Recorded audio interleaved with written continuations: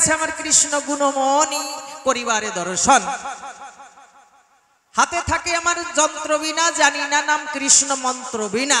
কৃষ্ণ নাম করিয়া ঘুরিয়া বেড়াই, একদিন মনে মনে করিয়া চিন্তন যে কোথায় আছে কৃষ্ণ ভগবান, একটু করতে যাই দর্শন। অনেকদিন হয় নাই দেখা, কেমন আছে আমার কৃষ্ণ বাঁকা।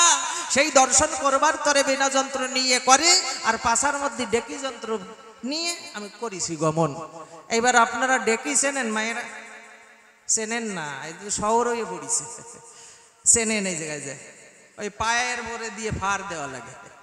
এখন তো আপনারা ওই যে ধান নিয়ে মেশিনে গেলে পরে বেঁধে দেয়, আর আগে কিন্তু ওই ঢেকিতে করে ওই ধান উস্তি হতো, খুঁজতে হতো, কত কিছু করতো। আমি জীবনে দেখিও নাই, আমি শুনেছি। দেখছেন আপনারা না? যাকে এই জায়গায় মনে আছে তাহলে ডেকি, ওই ডেকি যদি থাকে তাহলে মায়েরা অনেক শরীর স্বাস্থ্য তার ভালো থাকে, কারণ ওই কাজ করতে হয়। এরা এখন তো ওই শুয়ে খাইয়ে বসে থাকে, এই হয়ে যায়। এই জন্য মাঝে মাঝে ডেকির ফার খাওয়া ভালো, ফার না ভালি অন্য ফার খাওয়া ভালো। এই জায়গায় এই কথা থাকবে। তা ভগবানকে দর্শন করবার তরে বলি আমি আপনাদিগের ধরে বিনা যন্ত্র নিয়ে করে আমি কৃষ্ণ গুণ আগুন করতে করতে দ্বারকাতে দিলাম দর্শন। দ্বারকাতে যখন যাই কি বলবো আপনাদিগের ঠাই, ওই যে আমার মায়ের সঙ্গে দেখা হয়, ডাক দিয়ে কই মা তুমি আমার কথা নিবা, আমার ভগবান কোথায় আছে একটুখানি জানাইয়ে দিবা। তখন আমার মা কয় জানি নে। দেখছেন এমন ভাবে আমি জানি নে, মনে হচ্ছে আমার সংসারে খুব দ্বন্দ্ব চলতেছে, যাকে আমার এই জায়গায় থাকি এর দরকার নেই। তা আমি ধীরে ধীরে ওই প্রভাস নদীর তীরে ঘেসে আমি যখনই যাই, কিছু দূর যেতে না যেতে কোথাওতে জানি একটা চিৎকার শুনতে পাই, বাঁচাও প্রাণ চলে যায়, কে আছো কোথায়? এমন করে কে জানি চিৎকার করে। মনে মনে চিন্তা করি, আমি মনে মনে ভাবি তাই আমি একটু সামনে যাই, কে এমন মনন চিৎকার করে রে ভাই। তা যখন কিছু দূর যাই, কোথায় ওই চিৎকার আসছে সেই ধ্বনি শ্রবণ করতে করতে আমি যখন যাই একটি নিম গাছের তলায় গেলাম, গিয়ে এক দৃশ্য দেখলাম। কি? ওই যে আমার কৃষ্ণ কমলাক্ষী, আমি সেই কথা বলে রাখি, ওই ভগবান ওই জায়গায় বসে করুণ আত্মনাদ করে আমার প্রাণ গেল, আমি এখনই মরে যাবো, আমি স্বদেশে চলে যাবো। ওরে নারদ আমার সময় নাই, তুই আমার কথা নিবি, আমার এক গ্লাস জল দিবি, অন্তত জল খাইয়ে স্বদেশে চলে যাই। আমি কই আচ্ছা জ্বালারে মশাই, ভগবান কৃষ্ণরে দেখতে পাই, মনে হচ্ছে কেউ দেশে খোসা পড়িছে কলার মোসা, এমন ভাবে পড়িয়ে কান্না করতেছে। পায়ে কিন্তু খানিক মাংসও নাই, পায়ে মাংস নাই, রক্ত ঝরিয়ে যায় রে ভাই। এমন ভাবে দাঁড়াইয়ে রয়েছে, আমার শুয়ে আর্তনাদ করে আমার প্রাণ কানাই যে নারদ কিঞ্চিত জল যদি করো অর্পণ, এই জল খেয়ে আমি দেশের মানুষ দেশে করিব গমন। আমি মনে মনে ভাবি তাই জল দেবো রে ভাই, জল দিলি যদি ভগবান মরিয়ে যায়, মরার আগে অন্তত শেষের জিজ্ঞাসা অন্তত করিয়ে যায়, ভগবান জল তোমারে দেব, তা তুমি জল না খাই আমার কথা নেও, আমার সাথে তাড়াতাড়ি হাসপাতালে চলো। নাকি মরিয়ে যাচ্ছ, এই মরণ অবস্থায় জল না দিয়ে হাসপাতালে নেওয়া ভালো? তা ভগবানকে বলছি, ভগবান কথা নেও, তাড়াতাড়ি আমার সাথে যাও। ভগবান কয় আমার ওই টাইম নাই, এখন টাইম প্রায় শেষ, আমি যাব নিজের দেশ, তুই আমার কথা নিবি, একটুখানি জল দিবি। আমি বলি জল পরে দেবো, আগে আমার প্রশ্নের জবাব দিয়ে মরবা। মরো, আমার তাতে আপত্তি নাই, তুমি মরবা মরো, তুমি আমার কথা ধরো, মরার আগে অন্তত আমার কিছু প্রশ্নের জবাব দিয়ে তাই তোমার মরা লাগে। কি? ভগবান তুমি হলেন সর্বশ্রেষ্ঠ শক্তিমান, এই পৃথিবী তোমারই দান। শোনো কৃষ্ণ ভগবান, তুমি বললে তাই যে আমার মরণ নাই। ভগবান বলেছেন না, ন জয়তে মৃয়তে, আমি জন্মাই না, আমি মরিও না। তা ভগবান যদি জন্মায় না, আবার মরে না, আবার এই যে দেখতে পাচ্ছিস মরতিছে, হ্যাঁ মনে হচ্ছে এখনই তুমি মরবা মরবা ভাব। তুমি বলো কি আমার জন্ম নাই মরণ নাই, আবার মরতিছো তাই দেখতে পাই। ভগবান আমার কথা নিবা, তুমি মরিয়ে যাচ্ছ কি করি? তোমার জন্ম নাই, তাই তোমারে আমি জানাই জন্ম নাই, তোমার জন্মাষ্টমী দেখতে পাই। এই যে মায়েরা কয়েকদিন আগে জন্মাষ্টমী হয়েছে, ঠিক পাইছেন? ভগবান নিজে গীতার মধ্যে বলিছে আমার জন্ম নাই, আমার মৃত্যু নাই। তাহলে জন্মাষ্টমী কেউ না তালোর জন্মাষ্টমী হইল নাকি? এই কয়েকদিন আগেই তো গেল। তা তুমি আমার কথা নিয়ে ভালো করে বুঝাইয়ে দিবে, তোমার জন্ম নাই, আবার জন্মদিন কোথাও দেখতে পাই। তাই তোমার প্রথম প্রশ্ন করি দান, শোনো কৃষ্ণ ভগবান দিও তুমি শুদ্ধ সমাধান। জন্ম নাই, আবার জন্মদিন পালন করে কেন? এইটা আমার জানবার বাসনা হৃদয়, তাই না? জানবার বিষয়। আপনারা কিন্তু পাই টু পাই লিখে মনে রেখে যখন ভগবান আসবে বলবেন ডেকে, কৃষ্ণ কথা নেও এই জন্মাষ্টমীর মানে বুঝাইয়ে দেও। যাক, প্রথম প্রশ্ন গেল হইয়ে, কার্য নাই কথা কইয়ে, এইবার দ্বিতীয় প্রশ্নের দিকে যাই। ভগবান তুমি যে বললে তাই, যে আমি অনন্দীয় সুন্দর কানাই, আমার এই জগতে সবাই সমান, আমার কাছে কেউ ছোট কেউ বড় নাই, সবাই আমার সৃষ্টি, সব আমার সৃষ্টির শ্রেষ্ঠ জীব, যে পশু পাখি কীট পতঙ্গ যাই আছে সবাইকে আমি সমান ভালোবাসা দেই, তাই তো? সবাইরে যদি সমান ভালোবাসা দেও, তুমি আমার কথা নেও, ওই যে পাণ্ডবরা যে যুদ্ধ করে, ওই যুদ্ধের ভিতরে তোমারে আমি দর্শন করতে পাই, তুমি অনন্দীয় কানাই, তুমি কিন্তু পক্ষপাতিত্ব করেছিলে গ্রহণ। তাহলে তুমি যদি যদি সৃষ্টি তোমারই হয়, শোনো কৃষ্ণ দয়াময়, তাহলে পক্ষপাতিত্ব নেওয়া কি ভালো হয়? তুমি আমার কথা নিয়ে ভালো করে বুঝাইয়া দিও, ওই কুরুক্ষেত্রের ভিতর কি তোমার কোনো পক্ষপাতিত্ব ছিল নাকি? এইটা আমি জানতে চাই তোমার কাছে, এই জন্য দ্বিতীয় প্রশ্ন সহকারে আমি দিয়ে যাই। ভগবান কৃষ্ণর দাদাকে বলরাম, বলরাম একদিন তীর্থ পর্যটন করবার তরে বলে, কৃষ্ণ নটবরে আমার কথা নিবি, আমাকে একটা রথ সাজাইয়ে দিবি, আমি রথে করে তীর্থ পর্যটন করবার তরে করিব গমন। কৃষ্ণ তাই দাদার কথা মতো রথ সাজালো, অবিরত রথ সাজাইয়া যখন বলরামের সম্মুখে দিল দর্শন, বলরাম কয়ে তাই এইবার ভাই আমি যাই।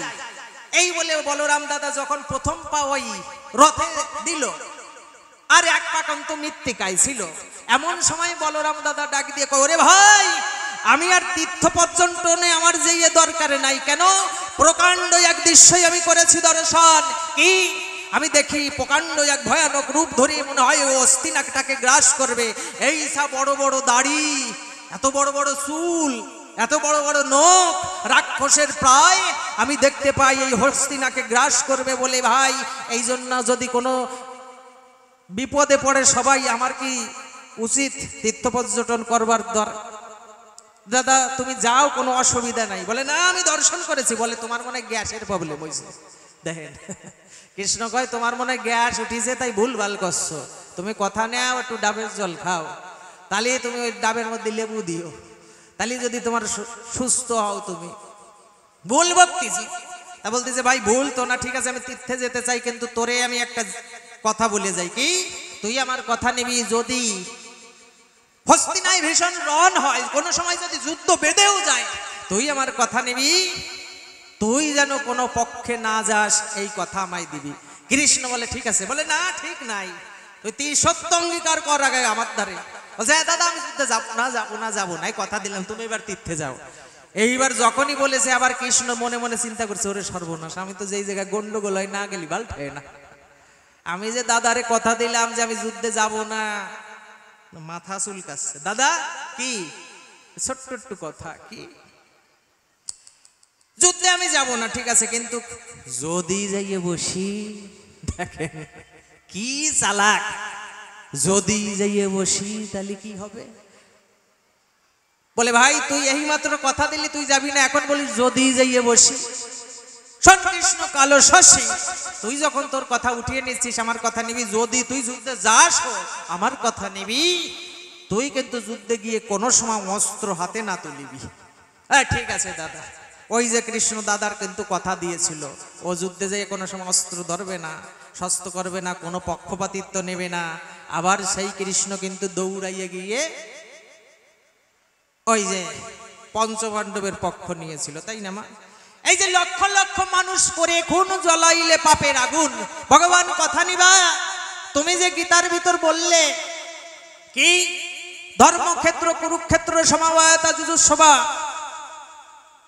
ধর্মক্ষেত্রে কুরুক্ষেত্রে, এই যে কথা ভগবান দিয়েছ বক্তৃতা, ধর্মক্ষেত্র কুরুক্ষেত্র, তাহলে যেখানে মানুষ মরিছে সেই জায়গায় কোনোদিন ধর্মক্ষেত্র হয় নাকি? হাজার হাজার মানুষ যেই জায়গায় মরে সেইটা কি ধর্মক্ষেত্র কয়? হাজার হাজার মানুষ মেরিয়ে কি ধর্ম দেও সরাসরে বলো তুমি ব্যাখ্যা করে, তোমার কাছে জানতে আকিঞ্চন। তাহলে বুঝলেন, হাজার মানুষ মারলে কি ধর্ম হয় কোনোদিন? কোনোদিন হয় না। পাই টু পাই জবাব নিয়ে যাবেন, নয়তো ফাঁকি দিয়ে চলে গেলে কৃষ্ণ কমলাকে আর কোনোদিন ধরতে পারবেন না।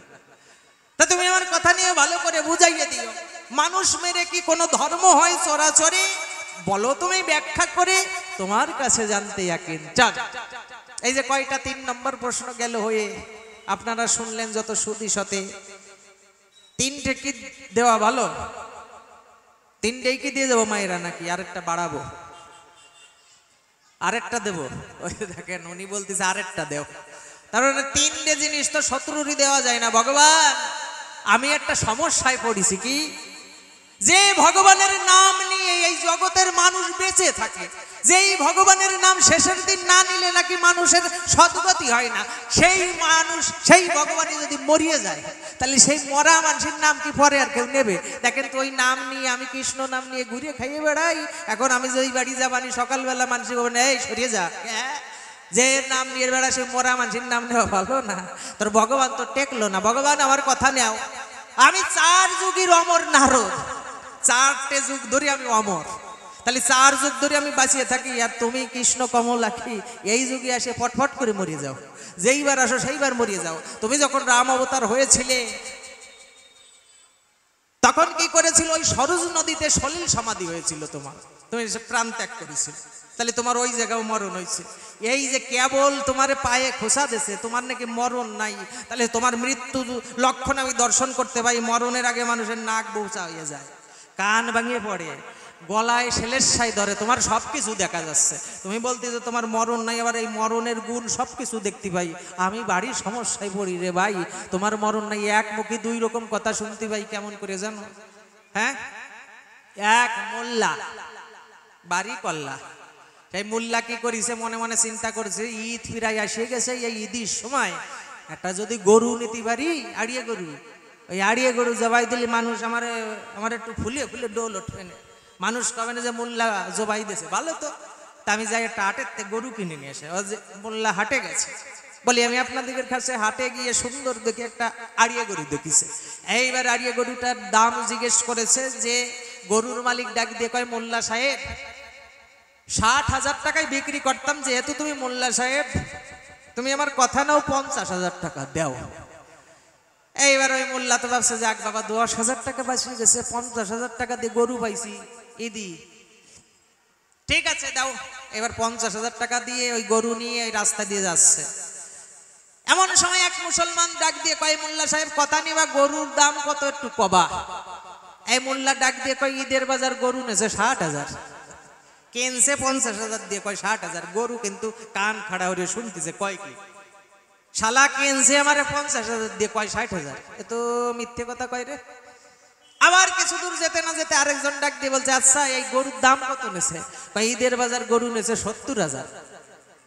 দেখেন কি মিথ্যে কথা, কিনছে 50,000, 10 করে বাড়তিছে, গরু কিন্তু কান আবার খাড়া দিছে। এ তো মিথ্যে কথা কয় রে মাইরি, মিথ্যে কথা তো গরু দিও সহ্য করে না। কিছু দূর যেতে যেতে আরেকজন জিজ্ঞেস করেছে, মানে সবার ভালো লাগতেছে গরু দেখে, দাম কত? ঈদের বাজার গরু নেছে 80,000। এইবার আর ওই গরুর সহ্য হয় না, গরু শিং বেকাই দিয়ে গুঁতো দিয়ে মোল্লারে দড়ি কোনোরকম শিঙের উপরে উঠাই দিয়ে আটা আরম্ভ করেছে। মোল্লা কয়, এই যাস কোন জায়গায়? হেই তোর কেবল কিনে আনিছি 50,000 টাকা দিয়ে তুই চলে যাস, কাছে তোর মতো আদাড়িয়ে মোল্লার বাড়ি আমি যাবো না। তুই কিনছিস 50,000 দিয়ে, কোষ 80,000 টাকা। এই মিথ্যে কথা গরু তুই সহ্য করে না। কয় তুই যাস কনে? কয় এইবার আমি 80 বলি দিস গে খাসি, যা। দেখছে, আমি এবার 80 তুই বলি দিস খাসি। তা ভগবান তোমার দশাও তাই, মিথ্যে কথা কই বেড়াও, সৎ পথে চলতি কও, সৎ পথে থাকতি কও।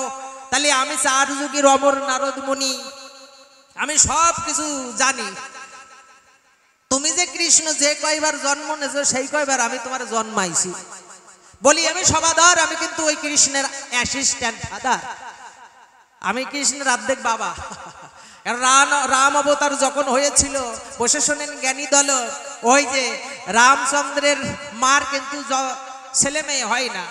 আমি যখন ওই নারদমুনি বিনা যন্ত্র নিয়ে যখনই অযোধ্যায় করলাম গমন, ওই দশরথ রাজা ডাক দিয়ে নারদমুনির সম্মুখ পরে ডাক দিয়ে কয়, নারদমুনির কথা নিবা, আমার ঘরে একটা সন্তান দিয়ে যাবা।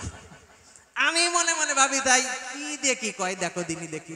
আমি হলাম একটা ব্রহ্মচারী মানুষ, কোনোদিন বিয়ে থা করি নাই। কয় কি দশরথ রাজামশাই কও কি? কয় না, কিছু একটা করতে হবে যাতে সালমাই হয়। আমি কই দেও দি এমনকি আমার এই করা লাগবে, এই বয়সে এসে, বয়সের আমার গাছ পাথর নাই, এই বয়সে আমি কি করে সন্তান দিই রে ভাই? বলে না করতে হবে। আমি বলছি আমি করব না। বলে না তোমার করা লাগবে। এইবার আমি ভীষণ সমস্যায় পড়েছি যে করাই লাগবে। বলে হ্যাঁ করা লাগবে। তো চলো। দশরথ কয় কি ভাবিছো তুমি, কি করার কথা ভাবিছো? তো বলছে আমি ভাবছি সন্তান দিতে করছো, তাহলে সেই পজিশনে তো যাওয়া লাগবে আমার। বলছে আরে আদাড়িয়ে না, সেই কথা না, সন্তান যাতে হয় সেইরকম একটা বিধান করো। তোমার কি ঘরে জাতি কইছি নাকি? আমি ভাবছি ও কি দিয়ে কি কইছে, আমি তো ভাবছি ওই রকমই ভাব। তা বলছে ঠিক আছে, তাহলে কি করলে হয়? যেভাবে আমার ঘরে সন্তান আসে সেই রকম একটা কাজ করিয়ে দাও। তখন আমি ওই ঋষ্যশৃঙ্গি মুনিকে এনে যজ্ঞ করাই, পুত্রিষ্টি যজ্ঞ করাই। তারপরে ওই রামচন্দ্রের পিতা দশরথ যেই যজ্ঞ করলো, ওই যজ্ঞের ভিতর চরু উঠেছিল, ওই চরু দ্বারাই ওই রামের জন্ম হয়। তাহলে আমি রামরে আনতে পারি। তাহলে ভগবান কথা যদি করতে হয় সাবধানে কইয়ে যাইও, আমি কিন্তু তোমার অ্যাসিস্ট্যান্ট ফাদার, তাই না বাবা? যাক গেছে, আর কেন প্রশ্ন হয়ে গেছে না মা, আর কর কোনো দরকার নাই। তো ভগবান তোমার কাছে আমি একটু জানতে চাই, মরিয়ে তো যাবাই, কিছুক্ষণ পরে মরো, এই যে তুমি মরো, মানুষ মরে এত তাড়াতাড়ি, কোনো পাপ টাপ করিস নাকি? তোমার কি কোনো পাপ টাপ আছে নাকি যে পাপের দ্বারাই তুমি তাড়াতাড়ি মরিয়ে যাচ্ছ, বিদায় নিচ্ছ? তুমি আমার কথা নিয়ে ভালো করে বুঝাইয়ে যে ওই মরণ কি তোমার কোনো পাপের দ্বারায়? আমার মনে হয় পাপের দ্বারায়। ওনার মারে ওই কয়েকদিন আগে যজ্ঞ করেছিল, ওই কৃষ্ণ নটবরে প্রভাস তীরের পরে ওই কৃষ্ণ কৃষ্ণ বলে যশোমতী মা কান্না করে দাঁড়ের দাঁড়িয়ে বেত্র ধরে করেছিল প্রহর। তখন আমার মনে হয় ওই মা মারা যজ্ঞ করার ফলে পাপ হইছে, ওই পাপের চাপে কৃষ্ণ আজ অনুতাপে ওই জন্য যাচ্ছে মরিয়ে, তাই না মা? মা মারিয়ে তুমি যজ্ঞ করো, তুমি মা মারা যজ্ঞ করে এই জগৎ ঘুরে দেখাইছো। মা মারা যজ্ঞ করা কি ভালো? এই যে আপনারা কি মনে করেন যে কৃষ্ণ ভগবান নিখিল জীবের প্রাণ, সে কি শিক্ষা দিল জগৎ মাঝে যে যজ্ঞ করতে গেলে মারা লাগে? তাহলে জগতের জীব কি শিক্ষা লাভ করবে? যজ্ঞ করতে গেলে মা মারতে হবে। ভগবান কথা নিয়ে দিও সমাধান। তুমি যে মারে মারিয়েছিলে, এইটা কি তোমার কাজ হয়েছে ভালো? আর তুমি যে ওই যজ্ঞে শ্রেষ্ঠ নায়িকা কাকে করলে? শ্রীমতী রাধারানী, তাই না? যজ্ঞের অর্ঘ কারে দিয়েছিল? শ্রীমতী রাধার পায়। তা তুমি যদি এখন মরিয়ে যাও, ওই রাধারানী এখন তোমার তো বাঁচানি দরকার। রাধারানী এসে তোমার বাঁচালো না, বুঝছেন মায়েরা? যে কৃষ্ণ যজ্ঞ করে রাধার চরণ পরে অর্ঘ দিয়েছিল ধরে, বলি আমি আপনাদিগের ধারে, তাহলে ওই রাধারানী এত বড়, তার ক্ষমতাও বড়। তাহলে ভগবান তুমি যে এখন মরিয়ে যাচ্ছ, তোমার অন্তত রাধারানীর তো বাঁচানো উচিত। তা তুমি তাড়াতাড়ি আমারে জল না দিতে কয়ে রাধারে জল দিতে কও, তুমি আমার কথা নাও। তাই তুমি ভালো করে বুঝাইয়ে দিয়ে যেও। তা তোমার মরণের সময় এখন কেন রাধারানী নাই? আর তোমার এই যে রূপ, তোমার রূপ আর স্বরূপটা তো কেউ জানে না। শোনো কৃষ্ণ কেলে শোনা, তুমি একটু ব্যাখ্যা করে বুঝাইয়ে যেও সবারই সদন। এইবার আমি একটা গান গেয়ে বলি আমি আপনাদিগের ধারে এইবার ধীরে ধীরে বিদায় নেব এখন। এইবার আপনারা কিঞ্চিত ধৈর্য ধরে করিবেন শ্রবণ, এরপরে আসবেন আমার কৃষ্ণ জনার দল। দিন ফুরালো এবার, দিন ফুরালো এবার,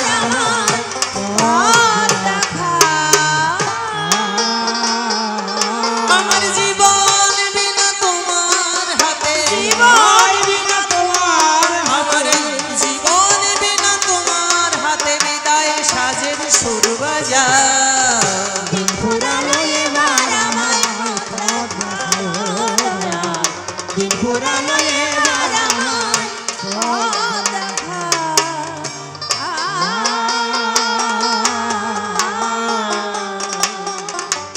এই দেশের আকাশ আলো, মন্দ ভালো সাদা কালো, কিছু তোলা গেনা ভালো, সকলই ভোলা, সকলই ভোলা।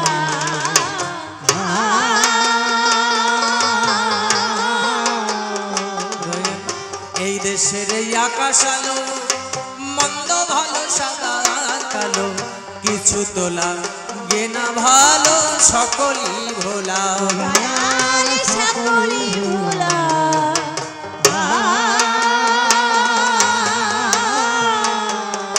আমার বৃত্তি মুখ সুখের বাসর মুখ সুখের আমার বৃত্তি মুখ সুখের বাসর নিজের হাতে ভেঙে দাও দিন ফুরালো এবার আমার পথ দেখাও দিন ফুরালো এবার আমার পথ দেখাও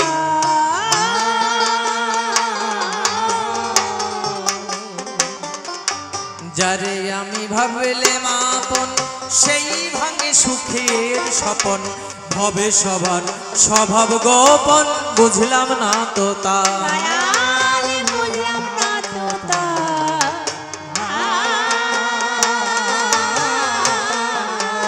ও দয়াল যাদের আমি ভাবলে মাপন দয়াল তারাই ভাঙে সুখের স্বপন ভবে সবার স্বভাব গোপন বুঝলাম না তো তা দয়ালে বুঝলাম না তো তা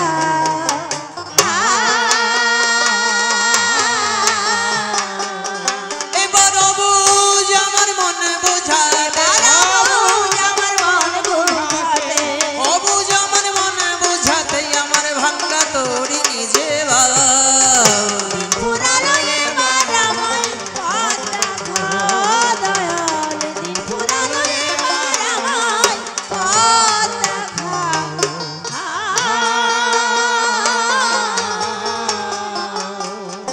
আমার কাজ কি পয়ে পরের বোঝা কাজ কি ভালোবাসা খোঁজা এই জীবন যদি সরল সোজা না হলো কখন দয়াল না হলো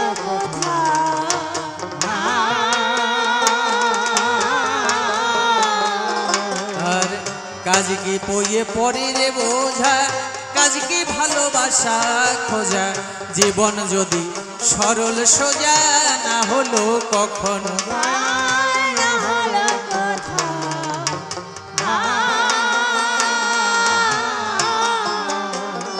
আমি যে দেশে যে দেশেই ছিলাম ও দয়াল রে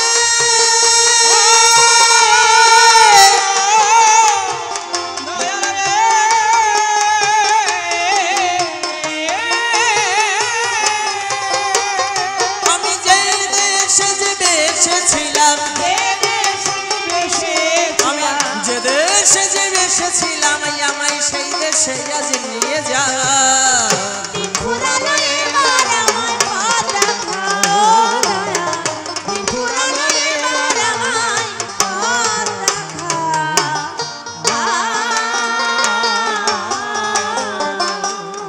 আর দিনের কুসুম পড়লো ঝরে সন্ধ্যা নামের আধার করে রইব না আর ঘাটে পড়ে ভাসাইলাম না আমি ভাসাইলাম না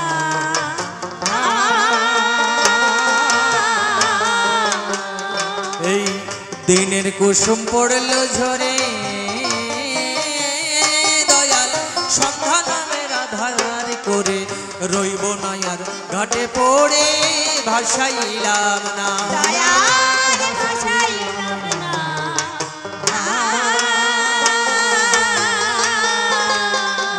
এদিন রসিক বলে দিন বন্ধু রসিক বলে দিল এদিন রসিক বলে দিন বন্ধু আমার ভাঙ্গা তোড়ি নিজে বাবা দিন ফুরালো এবার আমায় পথ দেখাও দয়াল দিন ফুরালো এবার আমায় পথ দেখাও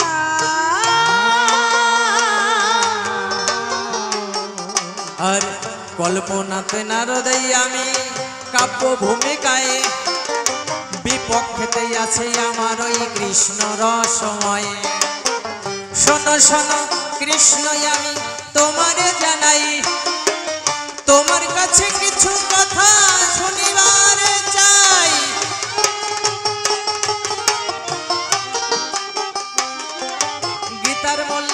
গীতার ভেতর বললে তুমি ওহে ভগবান তোমার নাকি এই জগতে মরণ কভু নাই তোমার নাকি এই জগতে মরণ কভু নাই, কিন্তু আমি তোমাকে আজই মরতে দেখতে পাই। তুমি বললে তোমার মরণ নাই, তুমি তো আজ যাচ্ছ মরে, বলো তুমি ব্যাখ্যা করে তোমার কাছে জানতে আকিঞ্চন। তাই প্রথম প্রশ্ন তোমার কাছে শনিবারে চাই, ব্যাখ্যা করে বুঝাবে তুমি প্রাণের কানাই। তোমার নাকি মরণ নাই, আবার মরণ দেখতে পাই, তোমার কাছে এই নিবেদন আমি রেখে যাই। আবার ধর্মক্ষেত্র কুরুক্ষেত্র শনিবারে পাই, মানুষ মেরে ধর্ম হয় নাকি তাই শুনিতে চাই। তোমার নাকি কোনো আবার ওই পক্ষপাতিত্ব নাই, তোমাকে আবার আমি পক্ষেই দেখতে পাই। দুর্যোধনের পক্ষ ত্যাগ করে পাণ্ডব পক্ষে এলে ভালো করে বলবে তুমি সবার ভেতরে। রাধা কৃষ্ণের রূপ স্বরূপ আমি জানবার তরে, প্রশ্ন করে গেলাম আমি ও হে নটবরে। ভালো করে বলবে তুমি সবারই সদন, আজ তোমার কথা শুনবে যতই আছে জ্ঞানীজন। তুমি রূপ স্বরূপ রাধা কৃষ্ণের ব্যাখ্যা করে যাবে, তাই তোমার চরণ পরে ও নিবেদনে রেখে যাই। শোনো শোনো কৃষ্ণ আমি তোমারে জানাই, আর তবে বেশি কথা বলে দরকার কিছু নাই। তবে ভগবান তোমারে সাবধান করে দিয়ে যেতে চাই, কথা বলতে আসে তুমি জানি আবার চালাকি করে চলে যেয়ে না, চালাকির ভাবে জানি জবাব দিয়ে যায় না। চালাকি কেমন জানেন? শুনবেন চালাকি কারে কয়? দাঁড়াও, চালাকি কারে কয় জানেন না? তা তুমি জানি চালাকি করিয়ে জবাব সারিয়ে যাইয়ে না, তুমি যেভাবে প্রশ্ন করেছি সেইভাবে জবাব দিয়ে যাই। মানে চালাকি করাটা কেমন জানেন? ওই এক ডাক্তার মনে মনে চিন্তা করছে আমার ডাক্তারি তো চলে না, অন্তত একটা কাজ করি, সাইনবোর্ডে লিখে দেবো কি আমার এই জায়গায় এসে চিকিৎসা করবা, যদি আমি রোগ সারাতে না পারি আমার ভিজিট হচ্ছে 100 টাকা, রোগ সারাতে না পারলে 1000 টাকা ফেরত দেব। বুঝেছেন? একজন মনে মনে চিন্তা করে যাক আমি এখন আর কোনো রোগ মুখ নিয়ে যাব না, এখন তো আমি রুগী সাজবো। রুগী সাজলে কি হবে? যে ওষুধ ডাক্তার দেবে ওষুধ ফেলে দেব, আবার ডাক্তারের দ্বারা যে কব রোগ সারে নাই 100 টাকা দাও, 500 টাকা 1000 টাকা এইভাবে নিয়ে আসবো। রোগ তো সারলেও আমি তো ওষুধ খাবো না, চালাকি করে টাকা নিয়ে আসবো। এখন কি করেছে ওই ডাক্তারের কাছে ওই সাইনবোর্ডে লেখা আছে ভিজিট 100 টাকা, রোগ সারাতে না পারলে আপনাকে 1000 টাকা ফেরত দেওয়া হইবে। এখনো প্রথম দিন গেছে, ডাক্তার মশাই আমার যে একটা রোগ হইছে, কি আমার একটা রোগ হইছে, কি রোগ? বলে আমি কিছু মনে রাখতে পারি না। এমন ডাক্তার মনে মনে ভাবে তাই ও মনে রাখতে পারো না, তাহলে তোমার কি তো সাংঘাতিক রোগ, মনে থাকে না কিছু। বলে আমার বউ যদি বাজার করতে পাঠায়, তাহলে বাজার করতে পাঠালে পরে আমি বাজার নিয়ে যাই, আমার বউয়ের ধারে চাল আনতে করলে ডাল নিয়ে যাই, ডাল আনতে করলে নুন নিয়ে যাই, আমার কিছু মনে থাকে না, তাই এই জন্য আমি একটা চিকিৎসা তোমার কাছে চাই। এখন ডাক্তার মনে মনে ভাবে এই শালা তো আমার পরীক্ষা করার জন্য আইছে, এর তো রোগ নাই। ও আসো বসো। তা ও যখন বসেছে, না ও প্রথম দিন গেছে, কি বলছে? বলছে শোনেন ডাক্তার আমার না রুচি নাই, মুখে কিছু দিলে রুচি পাই না। প্রথম দিন গেছে এই বলছে আমার রুচি নাই, আমার এমন ওষুধ দেন যাতে আমি রুচি ফিরে পাই। এখন ডাক্তার বলতে ঠিক আছে ফাইন ওষুধ আছে, তুমি বসো, এক্ষুনি রুচি ফিরাই দেবো। ডাক্তারের এক কম্পাউন্ডার আছে, কম্পাউন্ডার ডাক দিয়ে বলছে আরে নিবারণ আমার কথা নিবি, তাড়াতাড়ি 22 নম্বর খাপ নিয়ে আসবি। এই 22 নম্বর খাপের মধ্যে পেট্রোল ভরা রয়েছে। এইবার ওই খাপ যখন নিয়ে হয়েছে পেট্রোল ড্রপের মধ্যে ভরি, ওর জিভে বলছে হা করো। যখনই হাফ করেছে ওই পেট্রোল সঙ্গে সঙ্গে 2-3 ফোঁটা জিভের মধ্যে দিয়ে দিছে। যখনই দিছে বলছে আখ থু থু থু, ডাক্তারে কি খাওয়াইছে, এর মধ্যে তুই পেট্রোল ভরা, আমি কি ঠিক পাই না নাকি? ডাক্তার কয় তোর যদি জিভে স্বাদই না থাকবে, পেট্রোল যে দিছে ঠিক পালি কেম ভাই? 100 টাকা দিয়ে বাড়ি চলে যায়। এখন মনে মনে চিন্তা করছে শালা তো 100 টাকা নিয়ে নিল রে, 1000 টাকা নিতে এসে 100 টাকার বর্তুকি গেল। ঠিক আছে আমিও চালাক, দেখা যাক পরের দিন যাবো। এবার পরের দিন সপ্তাহখানিক যাওয়ার পরে আবার রোগী সাজেছে। আজকে যাইয়ে বলছে যে ডাক্তার আজকে যে আমার কি রোগ হয়েছে, আমি কোনোদিন আপনার দ্বারা আসি নাই। ডাক্তার বলছে হ হ তুই তো আসিস নাই। ডাক্তার চিনে ফেলিছে, এই শালা তো আইছিল কয়দিন আগে। বলে হ হ তুই তো আসিস নাই না? বলে না আসি নাই। চোখ শুয়ে করছে আমি কোনোদিন আসি নাই। ডাক্তার বলছে যাই তাই তুই তো বাড়ি ফাইন রুগী হয়েছিস। বলে হ্যাঁ, আজকে কি তোমার রোগ হয়েছে বলো? বলছে ডাক্তার আমার রোগ কি জানেন? ওই যে বুলা রোগ। বুলা রোগ কোন ডিস্ট্রিক্টের জানে?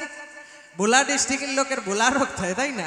এই যে বুলা ডিস্ট্রিক্টের লোক, তা আমার বুলা রোগ হয়ে গেছে। ডাক্তার আপনি এই রোগটা সারিয়ে দেন। বলে বুলা রোগ এত ভালো রোগ, আসো আমি ওষুধ দিচ্ছি।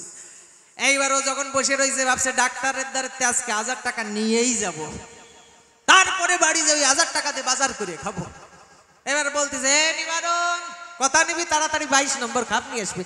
ওর দেখছে শালা আগের দিন তো পেট্রোল খাওয়াইছে রে। না না না না ওইটা আনবেন না, ওইটা আনবেন না। কয় কে? ওর মধ্যে পেট্রোল আছে আমি জানি। তা বলছে তুই যে ভুলিয়ে যাস, তো ওই যে 1 সপ্তাহ আগে আইছিলি 22 নম্বর খাবে পেট্রোল ছিল, তুই যে মনে রাখিস তাহলে তোর স্মৃতি শক্তি ফেরত আইছে। দে 100 টাকা দিয়ে বাড়ি চলে যা। ও দেখছে মোর সিনে শালা আজকেও 100 গেল, তাহলে তো ওই ডাক্তারের সাথে পারিয়ে উঠা যাচ্ছে না। যাকগে পরের দিন আবার রোগী হয়ে আসবো, দেখি এই ডাক্তারের সাথে বোঝাপড়া না করি আমি যাব না। এইবার ও যখন 1 মাস হয়ে গেছে, 1 মাস পরে আবার এসছে ওই ডাক্তারের কাছে। এসে বলছে ও ডাক্তার মশাই। বলে কি? চশমা পরে আইসে, কানা সাজিয়েছে, লাঠি একটা ভর দিয়ে। বলে ডাক্তারের দোকান কি এই জায়গায় নাকি? কম্পাউন্ডার ধরে নিয়ে আইছে। বলছে হ্যাঁ হ্যাঁ ডাক্তার ঠিক পাইছে, এই শালা আবার আইছে। হাই আসো আসো আসো। বলে কি হয়েছে বলো? বলে আর ডাক্তার বলে না, আমি চোখে দেখি না, আমি যে পৃথিবীর আলো কেমন কোনোদিন করি নাই দর্শন।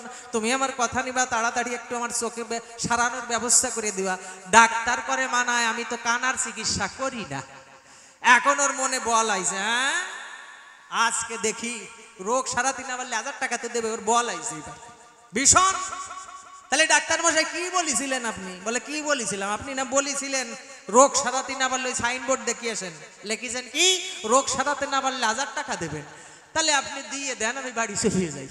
এখন ওই ডাক্তার মনে মনে চিন্তা করেছে তুই যে আমার সাথে চালাকি করতেছিস আমি কি ঠিক পাই নাই?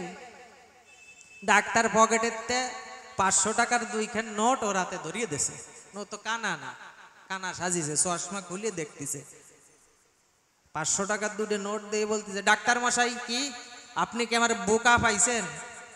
হ্যাঁ আপনি কি আমার বলদ পাইছেন? বলে কে? মোদি সরকার 500 টাকার নোট বাতিল করেছে, সেই 500 টাকার বাতিল করা নোট তুমি 2খান আমার হাতে দিলে কেন?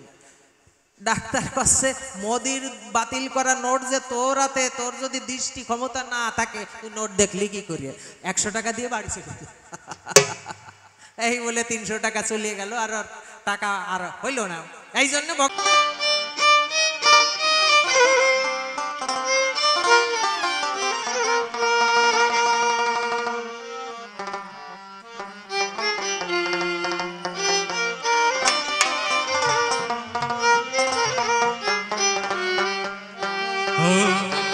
তোমার নামে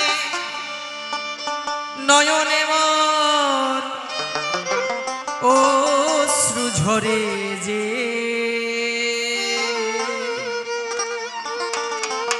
তুমি আছো দয়াল আমার বড় প্রমাণ সেই। তোমার নামে নয়নে মোর অশ্রু ঝরে যে, তুমি আছো দয়াল আমার বড় প্রমাণ সেই। তোমার নামে নয়নে মোর অশ্রু ঝরে যে, তুমি আছো দয়াল আমার বড় প্রমাণ সেই।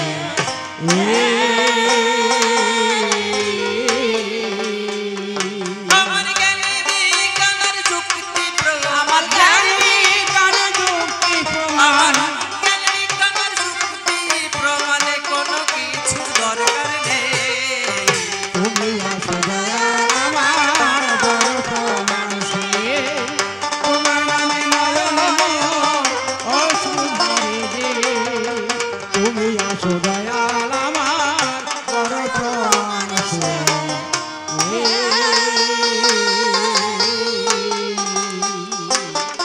আমি যে গানটি গেয়ে শোনাচ্ছি আপনাদের সম্মুখ পরে, গানটি লিখেছিলেন প্রেমিক কবি, ভাবুক কবি, শ্রদ্ধেয় পাগল বিজয় সরকার মহাশয়।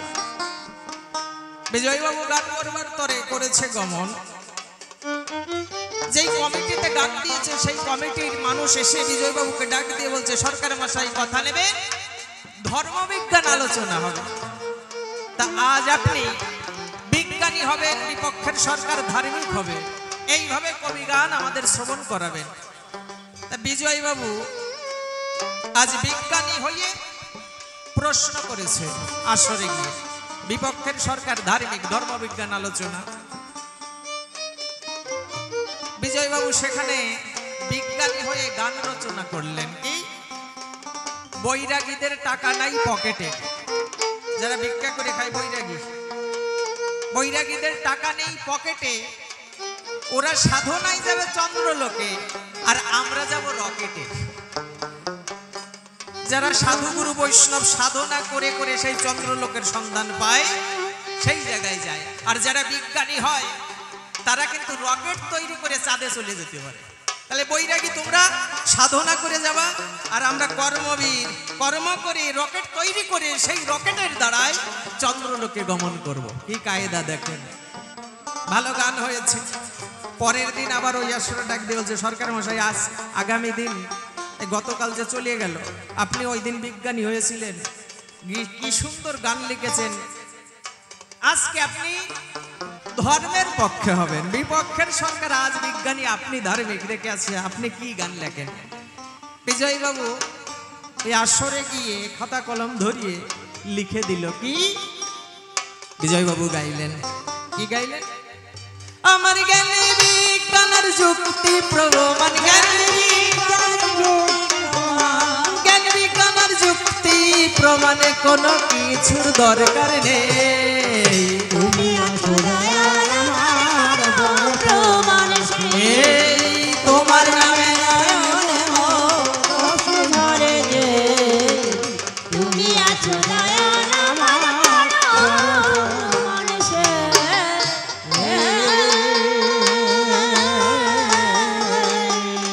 দয়াল তুমি যখন দাঁড়াও আমার এই মনের দুয়ারে, এই হৃদয় আমার ভরে ওঠে মধুর জোয়ারে। দয়াল মধুর জোয়ারে।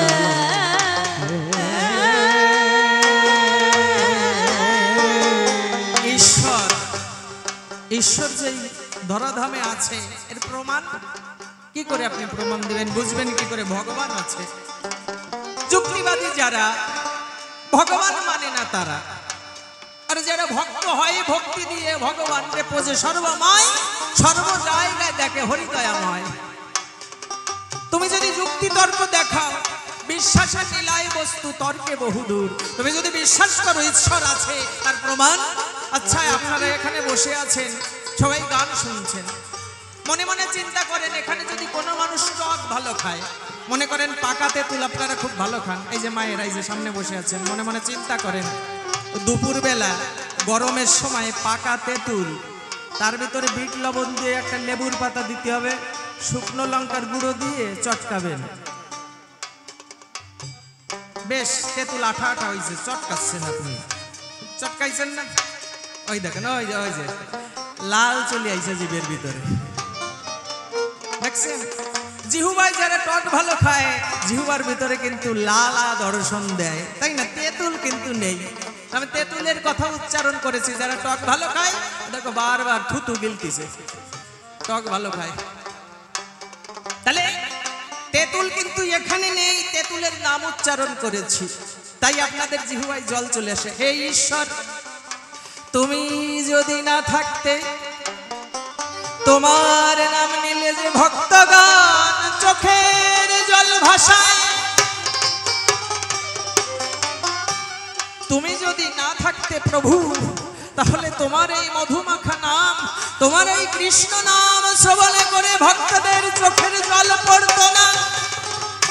এতেই বোঝা যায় তুমি আছো হরি। তুমি যখনই আমার হৃদয়ে দরজায় দাঁড়াও, আমার এই হৃদয়ে খানা তখনই মধুর জোয়ারে ভরে যায়। এতেই প্রমাণ হয় ঈশ্বরেই বিশ্ববসুধায় আছে, তা না হলে তার নামে কখনো চোখের জল ঝরত না, এই জগতে কেউ ভগবানের নাম করে কান্না করত না। তাই বিজয়বাবু গাইলেন, দয়াল তুমি যখন দাঁড়াও আমার এই মনের দুয়ারে, এই হৃদয় আমার ভরে ওঠে মধুর জোয়ারে। দয়াল মধুর জোয়ারে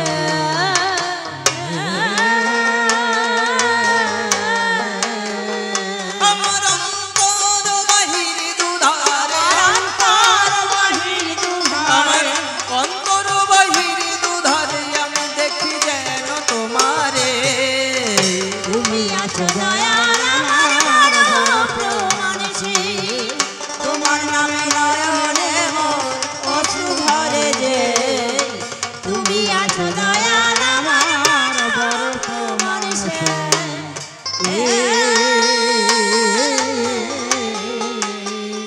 তুমি দেও না ধরা যাও না দূরে আমাকে রেখে, লুকিয়ে লুকিয়ে হাসো আড়ালে থেকে। দয়াল আড়ালে থেকে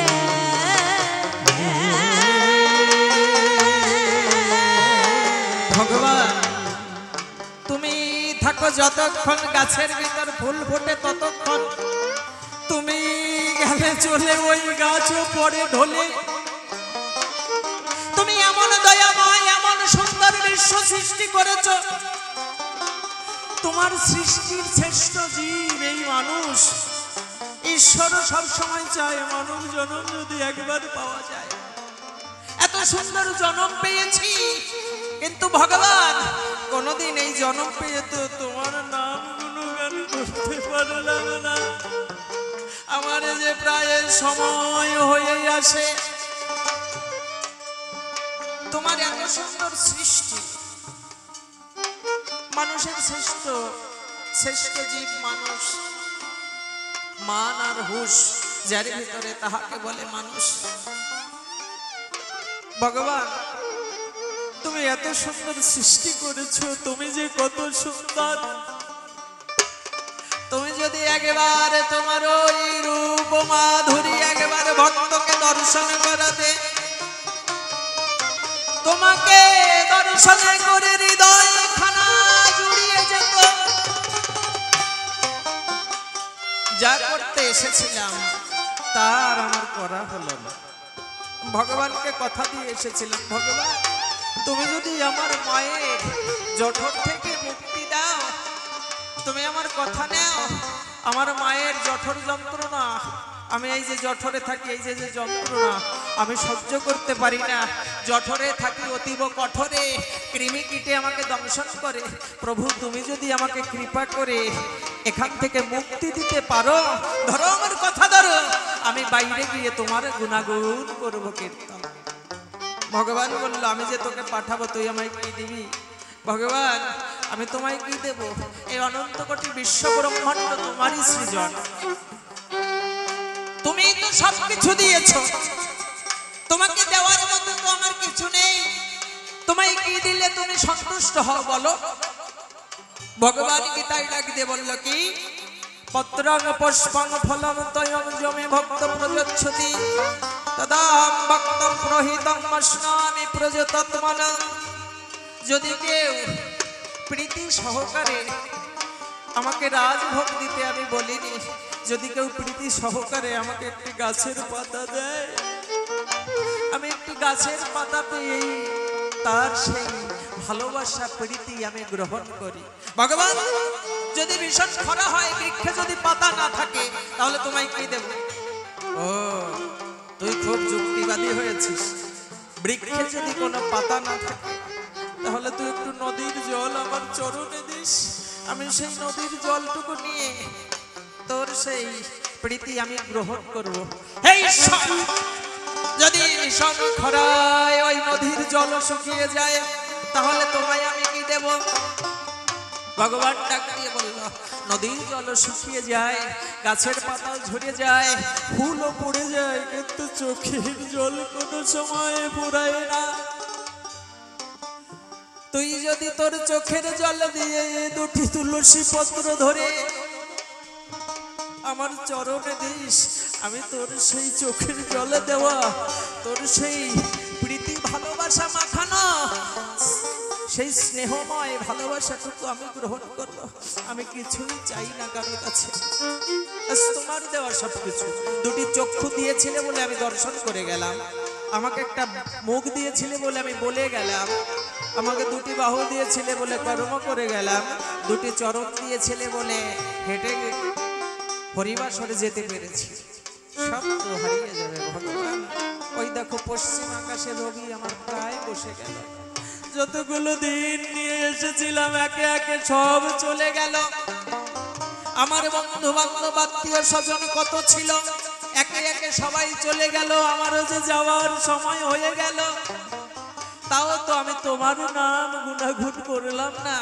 তোমার নাম শ্রবণ করে শুনেছি এই বৃন্দাবনে পাষাণ পর্যন্ত গলে যায়। তুমি আমার হৃদয়খানা কি পাষাণ দিয়ে তৈরি করেছো যে তোমার এই মধুবাখা নাম শ্রবণ করে আমার এই কঠিন বজ্র প্রায় এই হৃদয়খানা গলল না। ঈশ্বর, তোমার ভক্তগণ দেখো কত উদয় হয়েছে। তুমি কৃপা করে আমায় এইটুকু প্রেম দাও, এইটুকু ভক্তি দাও, আমার হৃদয়খানা জানি কৃষ্ণ নামে গলে যায়। আমি আর কিছু চাই না। আপনারা যারা আজ উপস্থিত হয়েছেন, আমার বড় ভাগ্য সবাই এসেছেন। আপনারা কিঞ্চিত কিঞ্চিত আশীর্বাদ যদি আমায় করেন,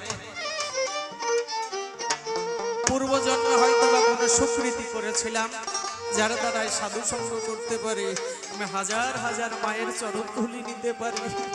আপনারা যদি আশীর্বাদ করেন, অন্তত আমি শেষের দিন পর্যন্তও জানি আপনাদের সামনে দাঁড়িয়ে গান শুনিয়ে যেতে পারি। আপনারা এই আশীর্বাদ করবেন, যতদিন থাকি আমি যেন সব সময় কৃষ্ণ বলে সেই ভগবানকে স্মরণ রাখি। এই নিবেদন আপনাদের শ্রীচরণ কমলে আমি করিবার উপর।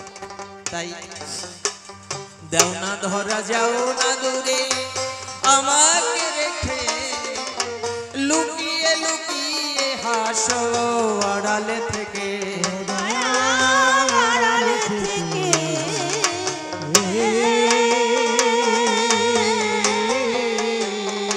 আমি তোমার লীলা খেলা দেখে, তোমার লীলা খেলা দেখে মন প্রাণের স্বাদ মিটে।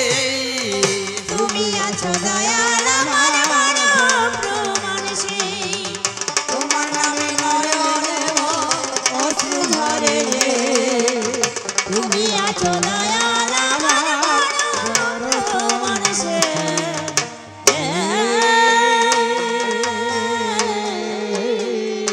আমি ঘুরিতে চাহি না অসারে সংসারের পিছু, তোমার চরণ তলে মাথা রাখিব নিচু। দয়াল রাখিব নিচু।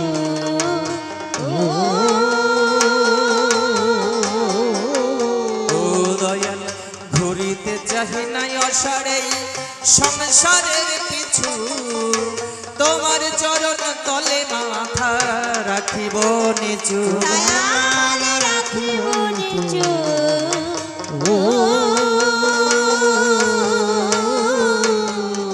আছে আমার বলতে যাহা কি, আছে আমার বলতে যাহা আছে আমার বলতে যাহা কিছু, সবই তোমায় সঁপে দে। তুমি আছো দয়াল আমার প্রমাণ সেই, তোমার নামে নয়নে অশ্রু ঝরে যে। তুমি আছো দয়াল আমার বড় প্রমাণ সেই।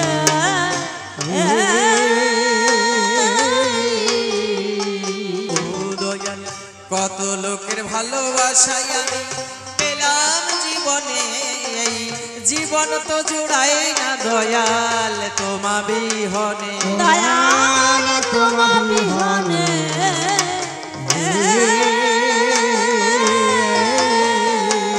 কত লোকের ভালোবাসা পেয়েছি আমি, এসেছি এইভাবে। স্বামীর ভালোবাসা পেয়েছে স্ত্রী, স্ত্রী স্বামীর ভালোবাসা, স্বামী স্ত্রীর ভালোবাসা, ছেলে মেয়ে সবার ভালোবাসা আমরা পেয়েছি। আমরা যতই ভালোবাসা পাই, আপনাদের জানাই, যতই ভালোবাসাই আমরা পেয়েছি, কিন্তু কোথাও জানি কিন্তু থেকে যায়, কোথাও জানি কিন্তু ফাঁকা আছে। একটি পাখিকে যদি খাঁচায় করে যত্ন করে আপনি খাবার দেন, প্রতিদিন পাখি কৃষ্ণ ডাক দেয়, কৃষ্ণ কথা শোনায়। আপনি যখন খাঁচার কাছে থাকবেন না, ওই পাখি মাঝে মাঝে ওই খাঁচায় খোঁচা দেয়, কেন? আমাকে তুমি বের করে দাও, আমি যে নীল গগনের পাখি, আমাকে তুমি ছেড়ে দাও, আমি মুক্ত আকাশে উঠতে চাই, আমি যে অনন্ত আকাশের পাখি। জগদীশ গোসাই ভোরবেলা 4টের সময় উঠে কৃষ্ণ নাম করতে করতে রাস্তা দিয়ে যায়। তো কৃষ্ণ নাম করতে করতে রাস্তা দিয়ে যাচ্ছে, এক বাড়িতে দেখে একটা টিয়া পাখি খাঁচার ভিতরে। তা টিয়া পাখিটা কি সুন্দর হরে কৃষ্ণ ডাক দেয়। জগদীশ গোসাই কৃষ্ণ নামের মালা ঝুলি নিয়ে ওই পথে যখন যায়, ধেয়ে ওই পাখিটাকে দর্শন করিয়ে জগদীশ গোসাই মনে মনে চিন্তা করে, আহা রে, মানুষ হয়ে কোনদিন কৃষ্ণ নাম করে না কেউ, কিন্তু এত সুন্দর একটা পাখি খাঁচার ভিতরে দিয়েছে রাখি, কিন্তু এত সুন্দর কৃষ্ণ নাম করে উচ্চারণ, আহা রে, মানব হয়েও মানুষ কোন সময় ঈশ্বরের নাম নেয় না, কিন্তু বনের এক পাখি হয়েও এত সুন্দর মধু কৃষ্ণ নাম করে। ওই পাখিটা জগদীশ গোসাইকে ডাক দিয়ে কয়, গোসাই কি আমাকে এরা খাঁচার ভিতর আটকে রেখেছে, তোর কি ইচ্ছা? আমার বড় ইচ্ছা, আমি শুনেছি পশু পাখি যদি বৈষ্ণবের পরশ পায়, তার জনম নাকি ধন্য হয়ে যায়।